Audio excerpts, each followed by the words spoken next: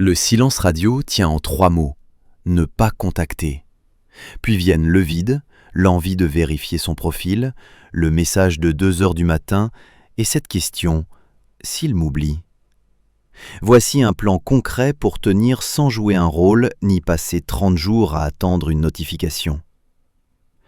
Le silence radio n'est ni une punition, ni un moyen magique de créer le manque, ni une promesse de récupérer ton ex. C'est une limite temporaire, arrêter les échanges qui réactivent la rupture pour retrouver du calme. Ce plan doit t'aider, que cette personne revienne ou non. Première étape, décide ce que ton silence protège. Écris « Pendant 30 jours, je ne cherche pas de réponse. Je me donne de l'espace pour retrouver mes repères. » 30 jours sont un point de départ, pas une loi. Une règle claire évite de renégocier chaque matin selon ton angoisse. Deuxième étape, ferme les boucles pratiques. Pour des clés, des affaires ou un paiement, envoie un message court et complet. Je passerai mardi à 18h, merci de laisser mes affaires à l'accueil. Pas de bilan sentimental caché dans la logistique. Cet échange évite 5 prétextes de reprendre contact. Troisième étape, rends l'impulsion plus difficile. Archive la conversation, coupe les notifications, masque ses stories et retire le raccourci vers son profil. Mais ne confonds pas silence et surveillance. Regarder ses abonnements, demander des nouvelles à un ami ou publier pour être vu, c'est encore organiser ta journée autour de lui. Ton attention a besoin de distance. Quatrième étape, quand tu es sur le point de lui écrire, ton cerveau ne cherche pas forcément à reconstruire la relation. Il cherche surtout à faire disparaître la douleur maintenant. C'est précisément dans ce moment que l'application No Contact AI peut t'aider. Tu peux d'abord nommer l'émotion qui déclenche l'envie, puis utiliser un exercice guidé pour déposer tout ce que tu voudrais lui dire sans envoyer le message. Tu peux aussi relire tes rappels personnels sur les blessures et les limites qui t'ont poussé à choisir le silence radio. Et ton compteur te montre que tes efforts ne sont pas abstraits. Chaque journée représente une décision que tu as déjà réussi à protéger. L'application ne choisit pas à ta place. Elle t'aide à retrouver assez de calme pour choisir consciemment.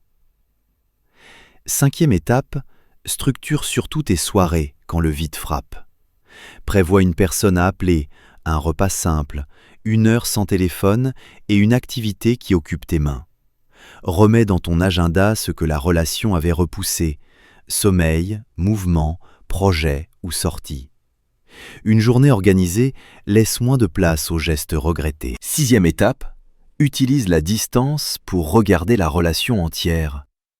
Écris ce qui était beau, puis ce qui te rendait petite, anxieuse ou seule. Qu'est-ce qui devrait changer pour qu'une reprise soit saine ? Le manque prouve qu'un lien existait, pas qu'il était bon pour toi. Distingue l'attachement, l'habitude et un projet vraiment viable. Septième étape. Si le zéro contact est impossible, avec des enfants, un travail commun ou des démarches, passe en contact limité. Un canal, des horaires raisonnables, uniquement le nécessaire. Écris comme à un collègue, factuel et poli. Le but n'est pas la pureté d'une règle, mais de réduire ce qui rouvre la blessure. En cas de menace, harcèlement ou violence, cherche une aide adaptée. Huitième étape. Si ton ex revient, ne confonds pas un signe de manque avec une décision. Un « tu me manques » ou une photo souvenir peut donner de l'espoir sans rien résoudre. Attends d'être calme, puis demande « qu'est-ce qui a changé concrètement ?» Sans intention claire, responsabilité et proposition sérieuse, tu n'es pas obligé de rouvrir la porte. Neuvième étape. Si tu craques, un message n'efface pas tes progrès. Observe le déclencheur, fatigue, alcool, solitude ou mauvaise nouvelle, puis renforce ce point précis. Téléphone hors de la chambre, ami appelé en premier. Recommencer n'est pas revenir à zéro. Tu connais maintenant la faille. La curiosité corrige le plan, la honte relance le cycle. Dixième étape. Quand arrêter ? pas lorsqu'un compteur affiche un nombre magique. Demande-toi, puis-je recevoir une réponse froide ou aucune sans m'effondrer? Est-ce que je sais ce que je veux? Suis-je prête à respecter la réalité même si elle ne ressemble pas à mon espoir? Si non, garde la distance.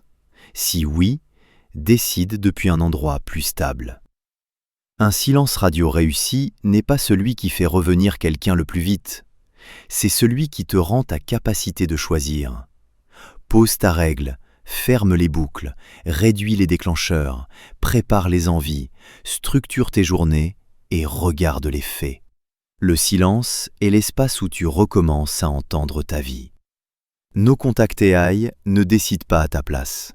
L'application t'aide à comprendre ce que tu ressens, à te rappeler pourquoi tu as choisi cette distance et à traverser les moments où tu risques de craquer.